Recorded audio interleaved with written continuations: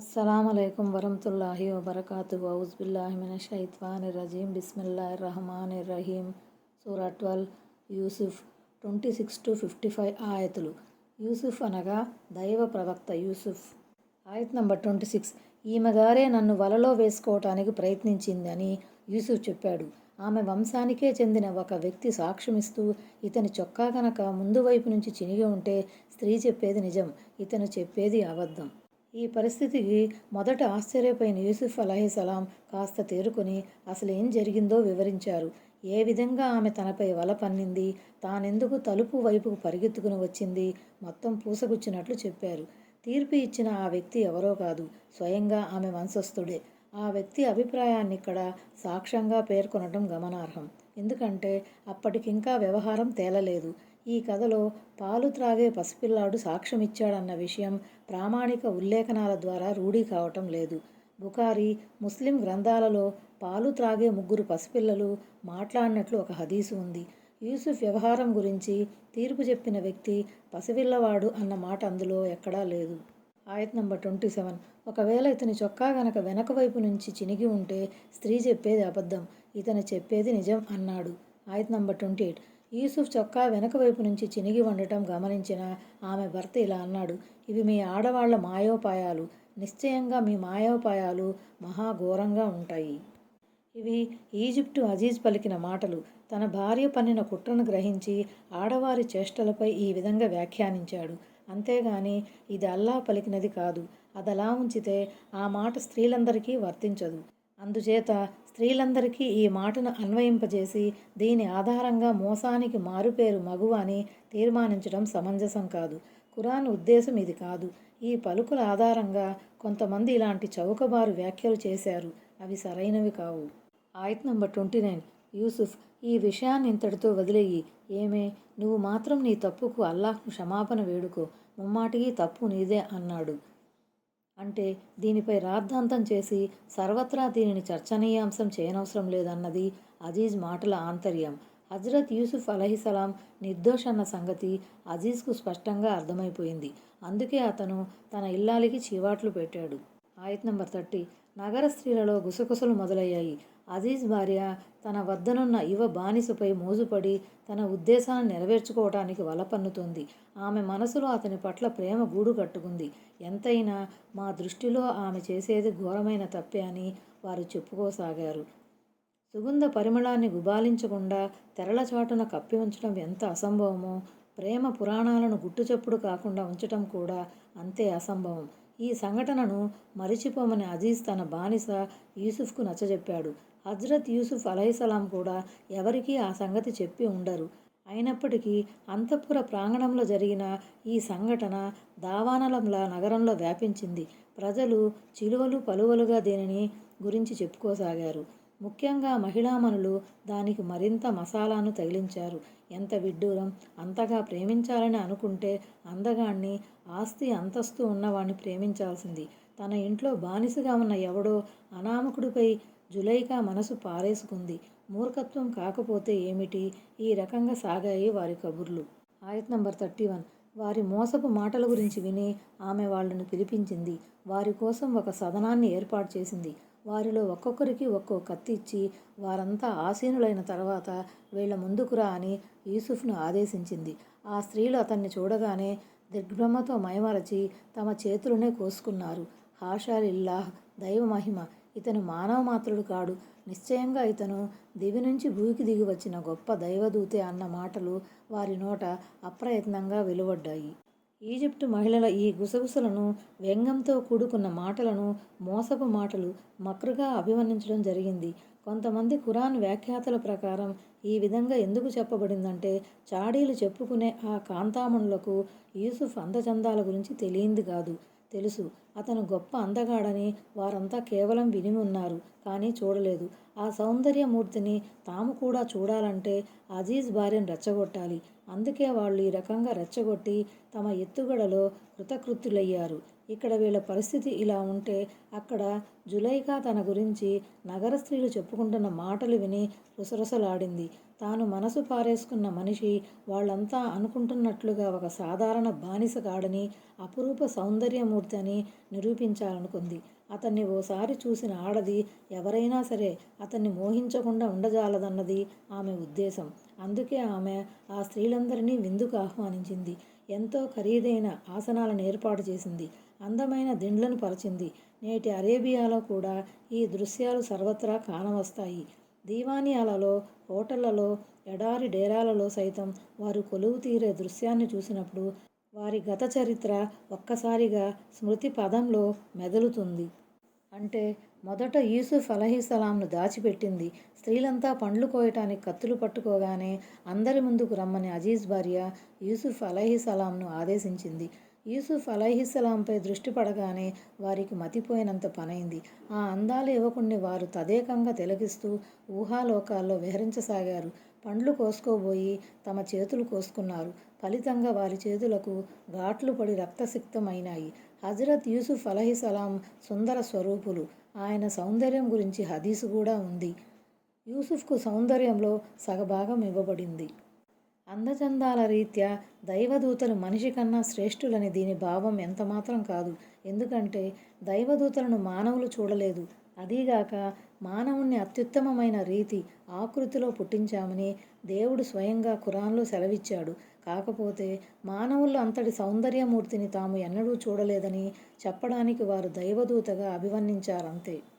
దైవ ప్రవక్తలు కూడా మానవ మాతృలే అయి ఉంటారు. అయితే వారిలోని కొన్ని ప్రత్యేకతల సుగుణాల దృష్ట్యా వారిని మానవత నుంచి వేరు చేసి వారిని ఒక ప్రత్యేక సృష్టిగా ఖరారు చేసే ప్రయత్నం అన్ని కాలాల్లోనూ జరిగింది. దైవ సందేశ పరంపరలోని పరమార్థాన్ని గ్రహించని ప్రబుద్ధులు ఈ రకమైన కల్పనలు చేసుకున్నారు. ఆయత్ నంబర్ 32. అప్పుడు ఆమె అజీజ్ భార్య ఇలా అన్నది: ఎవరి విషయంలో మీరంతా నన్ను నిందిస్తున్నారో ఆ వ్యక్తి ఇతనే.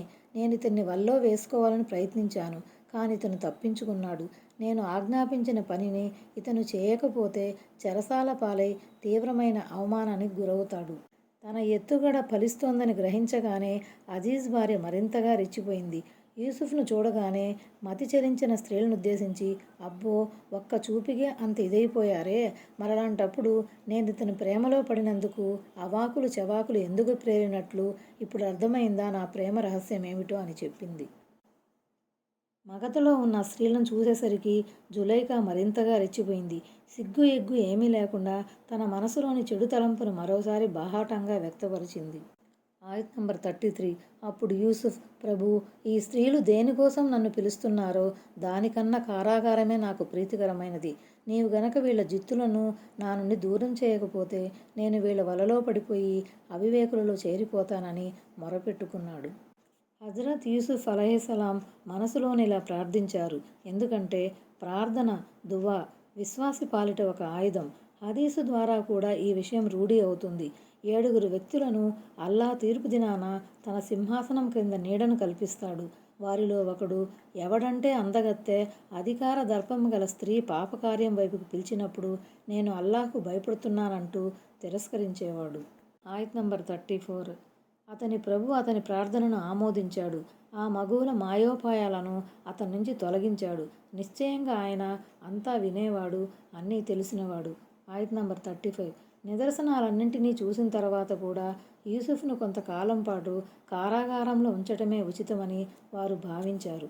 యూసుఫ్ అలైహిస్సలాం నిర్దోషి, శీలవంతుడని తెలిసి కూడా ఆయన్ని కొంతకాలం పాటు జైల్లో పెట్టాలని ఈజిప్ట్ అధికారి నిర్ణయించడం గమనార్హం. ఆ విధంగానైనా తన భార్య బెడద నుంచి యూసుఫ్ను దూరంగా ఉంచవచ్చని అతడు భావించి ఉంటాడు. ఆయత్ నంబర్ 36. అతనితో పాటు మరో 2 యువకులు కూడా కారాగారానికి వచ్చారు. వారిలో ఒకడు నేను సారాయి పిండుతున్నట్లు కలగన్నానని అన్నాడు. రెండో అతను నేను కలలో నా తలపై రొట్టెలు ఎత్తుకుని ఉన్నాను, వాటిని పక్షులు తింటున్నాయని చెప్పాడు.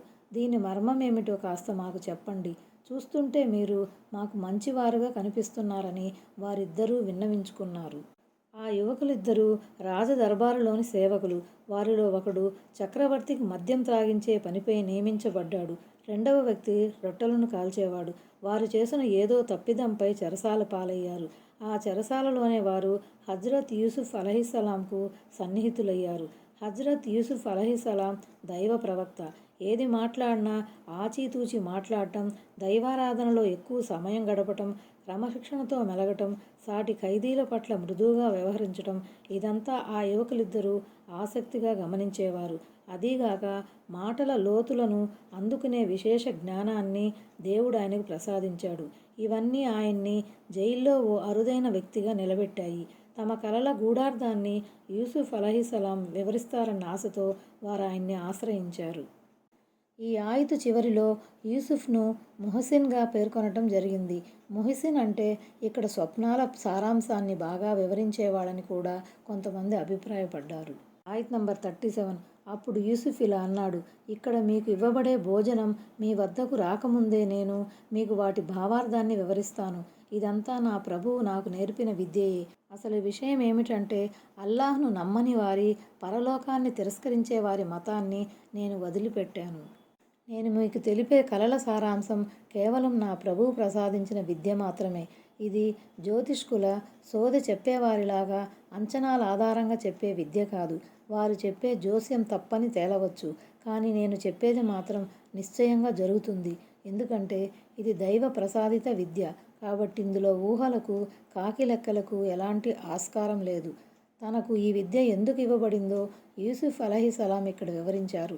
తాను దైవ ధిక్కారుల, పరలోక ధిక్కారుల పద్ధతిని విడనాడి తన పెద్దలు అవలంబించిన రుజుమార్గాన్ని అనుసరించటం వల్లనే తనకు ఈ దైవానుగ్రహం లభించిందని చెప్పటం విశేషం. ఆయత్ నంబర్ 38. నేను నా తాత తండ్రులైన ఇబ్రహీం, ఇస్సాక్, యాకూబ్ల ధర్మానికి కట్టుబడి ఉన్నాను. అల్లాహకు భాగస్వామిగా వేరితరులను కల్పించడం మాకెంతమాత్రం తగదు. మా పైన, సమస్త జనులపైన గల దేవుని అనుగ్రహం ఇది. కానీ ప్రజల్లో చాలామంది కృతజ్ఞతాపూర్వకంగా మెలగరు. ఆయతులో ఆబా అని ఉంది. ఆబా అంటే అర్థం తండ్రులు. యూసుఫ్ అలైహిస్సలాం తాత ముత్తాతలను కూడా తండ్రులుగా పేర్కొనడం గమనార్హం. తాత ముత్తాతలు కూడా ఒక విధంగా తండ్రులే కదా. అందుకే అరబ్బీలో తాత ముత్తాతలను కూడా ఆబాగానే వ్యవహరిస్తారు. యూసుఫ్ అలైహిస్సలాం మొదట ముత్తాత పేరును, తరువాత తాత పేరును, ఆ తరువాత తండ్రి పేరును తీసుకువచ్చారు. వారంతా దైవ ప్రవక్తలే, రుజుమార్గాన నడిచిన పుణ్యపురుషులే.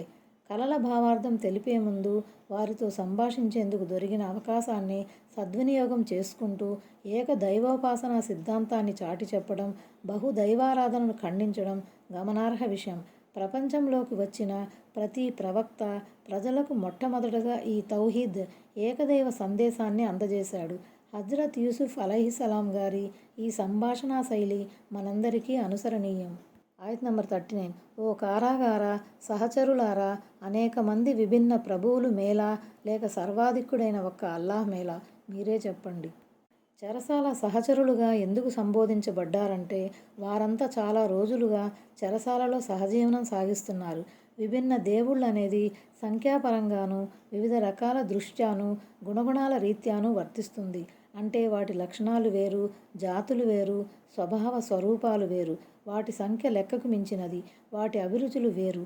దేవతల ఈ కలగూరగంప మేళా లేక గుణగణాల రీత్యా, శక్తియుక్తుల రీత్యా, అధికారాల రీత్యా శక్తిమాన్యుడు ఒకే ఒక్కడైన అల్లాహ్ మేళా. ఆయత్ నంబర్ 40.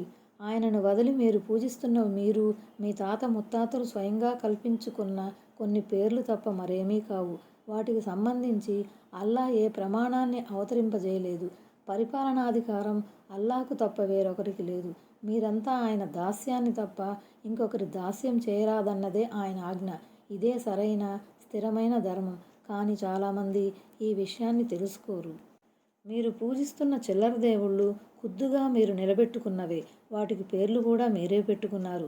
దైవత్వాన్ని కూడా మీరే ఆపాదించారు. ఈ విషయంలో అల్లాహ్ తరపున ఏ ఆధారము, మరే నిదర్శనము పంపబడలేదు. జహంగీర్ దర్గాలో పలావులు వండిన, ఉజాలషా వాకిలి వద్ద కోళ్లు కోసిన, కశ్మూరులో క్యాంపు చేసిన, కాకానీలో కవ్వాలి ప్రోగ్రాములు పెట్టిన, మస్తాన్ వలి పేరున మొక్కుబడులు తీర్చిన ఇదంతా మీ స్వయంకృతమే. వీటికి సంబంధించిన ఏ ఆధారాన్ని అల్లాహ్ అవతరింపజేయలేదు. ఈ సవ్యమైన జీవన విధానం ఇస్లాం వైపుకే నేను మిమ్మల్ని పిలుస్తున్నాను. ఈ ధర్మం ప్రకారం ఒక్కడైన అల్లాహ్ మాత్రమే పూజనీయుడు. ఈ కారణంగానే చాలామంది బహుదైవారాధనకు ఒడిగడుతున్నారు. 1. వారిలో చాలామంది అల్లాహ్ను విశ్వసిస్తూ కూడా ఆయనతో పాటు ఇతరులను సహవర్తులుగా నిలబెడుతున్నారు. సూరా యూసుఫ్ 106. 2. ఓ ప్రవక్త, నీవు ఎంతగా కోరుకున్నా జనులలో చాలామంది విశ్వసించరు. సూరా యూసుఫ్ 103. ఆయత్ నంబర్ 41. చెరసాల జీవితం గడుపుతున్న నా సహవాసులారా, మీరిద్దరిలో ఒకడు తన చక్రవర్తికి మధువును పోయడానికి నియమించబడతాడు, మరొకతను సిలువ వేయబడతాడు. పక్షులు అతని తలను పొడిచి తింటాయి. మీరిద్దరూ ఏ విషయం గురించి వాకబు చేశారో దాని నిర్ణయం జరిగిపోయింది. దేవుడు ఒక్కడే అన్న తౌహీద్ సందేశం వైపుకు వారిని పిలిచిన తర్వాత హజరత్ యూసుఫ్ అలైహిస్సలాం వారిద్దరి కలల భావార్థాన్ని తెలియజేశారు. కలలో ద్రాక్షరసాన్ని పిండుతున్నట్లు చూసిన వ్యక్తి ఇతను. అయితే ఫలానా వ్యక్తికి ఇది వర్తిస్తుందని ఆయన విడమర్చి చెప్పకుండా ఒకరికి ఇలా జరుగుతుంది అని అన్నారు.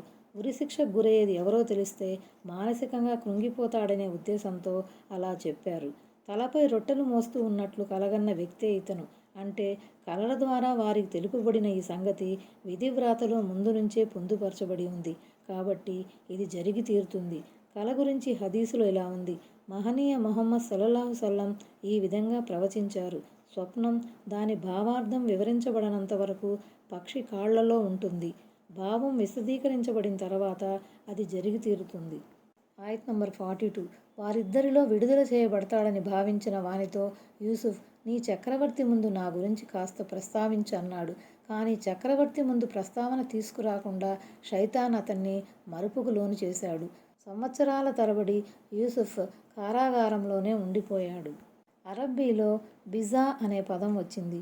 3 నుంచి 9 వరకు గల సంఖ్యను బిజాగా వ్యవహరిస్తారు. వహబ్ బిన్ ముంబహ్ ఇలా అంటున్నారు. దైవ ప్రవక్త హజరత్ అయ్యూబ్ అలైహిస్సలాం 7 ఏండ్లు పరీక్షించబడ్డారు. యూసుఫ్ అలైహిస్సలాం కారాగారంలో 7 సంవత్సరాలు గడిపారు. కొంతమంది 12 ఏళ్లని, మరికొందరు 14 ఏళ్లను తలపోశారు. నిజము దేవుడెరుగు. ఆయత్ నంబర్ 43. ఒకరోజు చక్రవర్తి సభాసదులను ఉద్దేశించి, బాగా బలిసిన 7 ఆవులని బక్కచిక్కిన 7 ఆవులు తినేస్తున్నట్లు, 7 ధాన్యపు వెన్నులు పచ్చగా ఉండగా మరో 7 వెన్నులు ఎండిపోయి ఉన్నట్లు నేను కలగన్నాను. ఓ సభాసదులారా, మీరు గనక కలల భావార్థం చెప్పగలిగితే నేను కన్న ఈ కలకు భావం ఏమిటో చెప్పండి అన్నాడు. ఆయత్ నంబర్ 44. దానికి వారు, ఇవి పీడకలకు సంబంధించిన విషయాలు. ఇలాంటి పీడకలల భావం మాకు తెలియదని సమాధానమిచ్చారు. అరబ్బీలో అజ్గాస్ అనే పదం వచ్చింది. ఇది జిక్సున్కు బహువచనం. జిక్సున్ అంటే గడ్డిమోపు అని అర్థం. తర్వాత మూలంలో అహలాం అనే మరో పదం కూడా ఉంది. ఇది హిల్మున్కు బహువచనం. మొత్తానికి వ్యవహారం ప్రకారం అజ్గాసు అహలాం అన్న మాటకు పీడకలలు, చెల్లాచెదురు భావనలు అన్న అర్థం వస్తుంది. వీటికి ఓ అర్థం అంటూ ఏమీ ఉండదు. ఈ కలగన్నది ఈజిప్టు రాజు. అజీజ్ అతని దగ్గర మంత్రిగా ఉండేవాడు. ఈ కల ద్వారా అల్లా తన ప్రవక్త యూసుఫ్ అలైహిస్సలాంను జైలు నుంచి విడుదల చేయించదలిచాడు. అందుకే చక్రవర్తి దర్బారులోని ప్రముఖులు, జ్యోతిష్కులు, తాంత్రికులు ఈ పీడకలకు భావం చెప్పలేకపోయారు. ఈ కలను వారు త్రోసిపుచ్చలేదు గాని అందరి మర్మాన్ని విప్పటంలో మాత్రం సఫలీకృతులు కాలేకపోయారు. ఆయత్ నంబర్ 45. ఆ ఇద్దరు ఖైదీలలో విడుదలైన వ్యక్తికి చాలా కాలం తర్వాత యూసుఫ్ సంగతి జ్ఞాపకం వచ్చింది. దీని భావం నేను వివరిస్తాను. బయటికి వెళ్లేందుకు నాకు అనుమతి ఇవ్వండి అని కోరాడతను. జైలులో హజరత్ యూసుఫ్ అలైహిస్సలాంకు తోడుగా ఉన్న 2 వ్యక్తులలో ఇతనొకడు. ఇతను జైలు నుంచి విడుదలయ్యాడు. రాజుగారి ముందు తన ప్రస్తావనను తీసుకురమ్మని లోగడి యూసుఫ్ అలైహిస్సలాం అతనికి చెప్పి ఉన్నారు. చాలా కాలం తర్వాత స్వప్నానికి భావం చెప్పాలనేసరికి ఆ సంగతి అతనికి గుర్తుకు వచ్చింది. రాజుగారి దగ్గర అనుమతి పొంది గబగబా యూసుఫ్ అలైహిస్సలాం దగ్గరికి వచ్చాడు. ఆయత్ నంబర్ 46. సత్యవంతుడైన ఓ యూసుఫ్, ఈ కలకు భావం ఏమిటో కాస్త మాకు చెప్పండి. బలిసిన 7 ఆవులను బక్కచిక్కిన 7 ఆవులు భక్షిస్తున్నాయి. పచ్చగా కళకళలాడే 7 ధాన్యపు వెన్నులుండగా మరో 7 వెన్నులు ఎండిపోయి ఉన్నాయి. మీరు గనక దీని గూఢార్థం చెబితే నేను తిరిగి వెళ్ళి వారికి దీని గురించి చెబుతాను. వారు విషయం తెలుసుకుంటారని ఆ వ్యక్తి అభ్యర్థించాడు. ఆయత్ నంబర్ 47. యూసుఫ్ ఇలా వివరించాడు. మీరు 7 సంవత్సరాల పాటు నిరాఘాటంగా ఆనవాయితీ ప్రకారం సేద్యం చేయాలి. కోతలు కోసిన తర్వాత మీరు తినటానికి కొంత భాగాన్ని తీసుకొని మిగిలిన ధాన్యాన్ని కంకులు సమేతంగా ఉంచేయండి. ఆయత్ నంబర్ 48. ఆ తర్వాత తీవ్రమైన దుర్భిక్షంతో కూడుకున్న 7 సంవత్సరాలు వస్తాయి. మీరు ముందుగా వాటి కోసం నిలువ చేసి ఉంచిన దానిని అవి హరిస్తాయి. ఒకవేళ కొద్దిగా ఏమైనా మిగిలితే అది మీరు దాచిపెట్టి ఉంచుకున్నదే. దేవుడు హజరత్ యూసుఫ్ అలైహిస్సలాంకు విషయావగాహనను కూడా ప్రసాదించాడు. అందువల్ల ఆయన వెంటనే ఆ కలలోని నిగూఢార్థాన్ని వెలికితీశారు. బలిసిన 7 ఆవులంటే పంటలు పుష్కలంగా పండే 7 సంవత్సరాలన్నమాట. 7 బక్కచిక్కిన ఆవులంటే కరువు కాటకాలు సంభవించే 7 సంవత్సరాలు. నవనవలాడే 7 వెన్నులుంటే అవి మంచి దిగుబడులకు సంకేతం. ఎండిన 7 వెన్నులుంటే ఈ 7 సంవత్సరాలలో అనావృష్టి ఏర్పడి నేల బీటలు వారుతుంది. సర్వత్రా దుర్భిక్షం తాండవిస్తుంది. కేవలం మతలబు చెప్పి ఊరుకోకుండా ఆ ప్రమాదం నుంచి బయటపడే మార్గం కూడా చూపెట్టారు. వరుసగా 7 ఏళ్లు సేద్యం చేసి ధాన్యం బాగా పండించమని చెప్పారు. వెన్నుల సమేతంగా ఆహార ధాన్యాలను నిలువ చేయమని చెప్పటం దూరదృష్టితో కూడుకున్న విషయం. అలా కుప్పలుగా ఉంచటం వల్ల ధాన్యం ఎక్కువ కాలం నిలువ ఉంటుంది. అంటే తదుపరి సేద్యం కోసం ఆ ధాన్యం విత్తనాలుగా పనికి వస్తాయి. ఆయత్ నంబర్ 49. ఆ తర్వాత వచ్చే సంవత్సరంలో ప్రజలపై పుష్కలంగా వర్షాలు కురుస్తాయి. అందులో వారు ద్రాక్ష రసాన్ని కూడా దండిగా తీస్తారు. అంటే కరువు కాటకాల కాలం ముగియగానే మళ్ళీ వర్షాలు కురుస్తాయి. పంటలు బాగా పండుతాయి. మీరు ద్రాక్ష పండ్ల నుంచి బాగా రసం పిండుతారు. జైతూను, ఆలివ్ పండ్ల నుంచి నూనె తీస్తారు. పశువుల పాలు పిండుతారు. చూడండి, ఒక చిన్న కలలో ఎంత ఘనమైన చరిత్ర ఇమిడి ఉందో. దైవానుగ్రహం పొందిన వ్యక్తి మాత్రమే ఇలాంటి సూక్ష్మాతి సూక్ష్మ విషయాలను చక్కగా విశ్లేషించి చెప్పగలుగుతాడు. అందుకే ఆ మహామేధావిని తన దర్బారులో హాజరుపరచమని రాజుగారు ఆదేశించారు. ఆయత్ నంబర్ 50. అతన్ని నా దగ్గరకు తీసుకురండని రాజు ఆజ్ఞాపించాడు.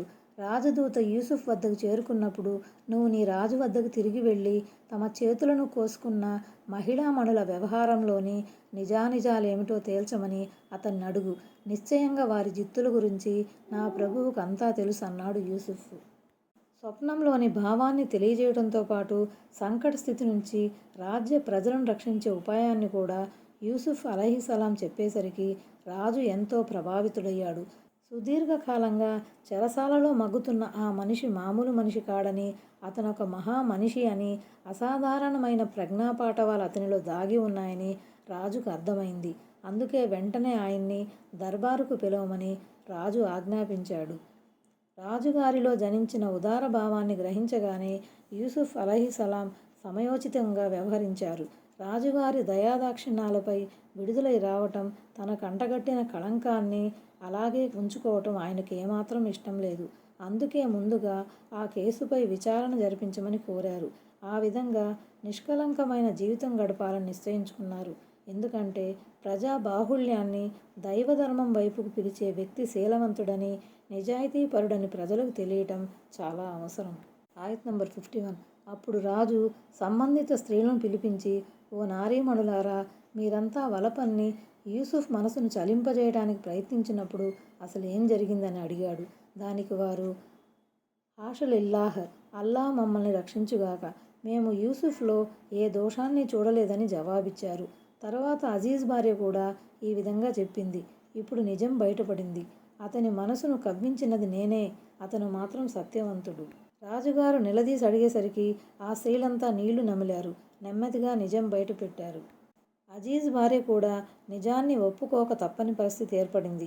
యూసుఫ్ సత్యం మూర్తీభవించిన వాడని, ఏ పాపం ఎరుగని ఆ శీలవంతుణ్ణి తానే మోహించే యత్నం చేశానని ఆమె ఒప్పుకుంది.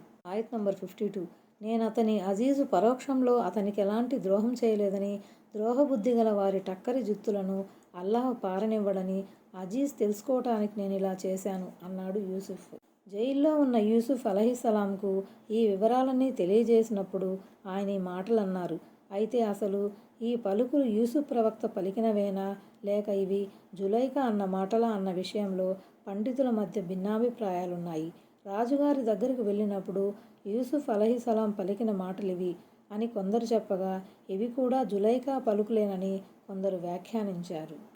యూసుఫ్ లేని సమయంలో అతనికి వ్యతిరేకంగా సాక్ష్యం ఇచ్చి ద్రోహం చేయలేదన్నది ఆమె మాటల్లోని భావం అని కూడా వారు చెప్పారు.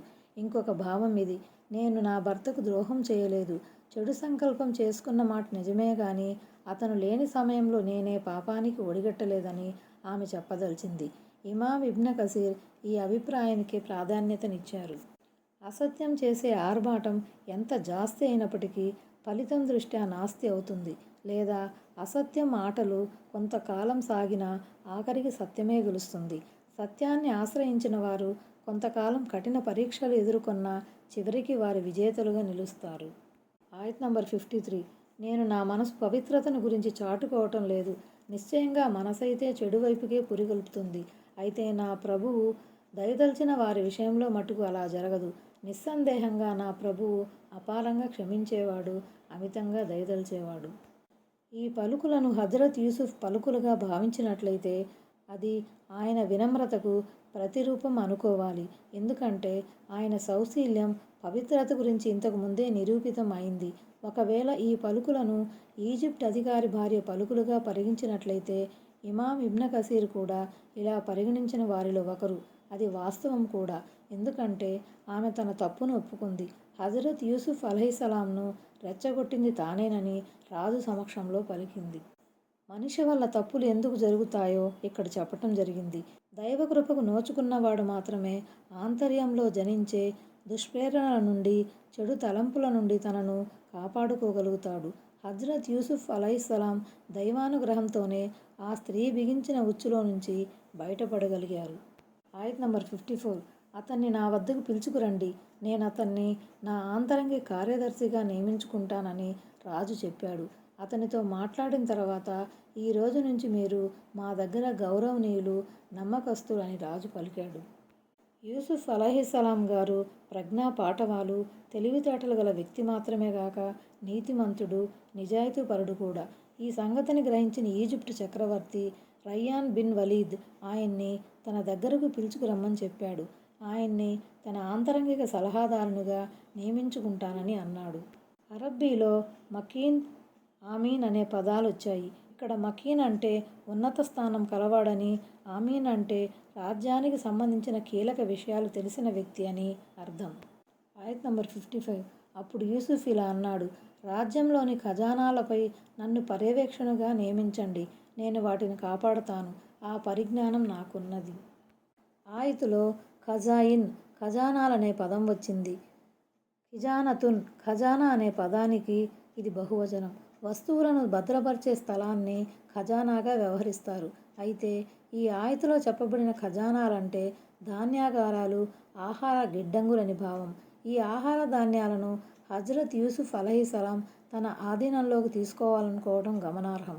ఎందుకంటే స్వప్నం ప్రకారమే రాబోయే కాలంలో దుర్భిక్షం ఏర్పడనున్నది.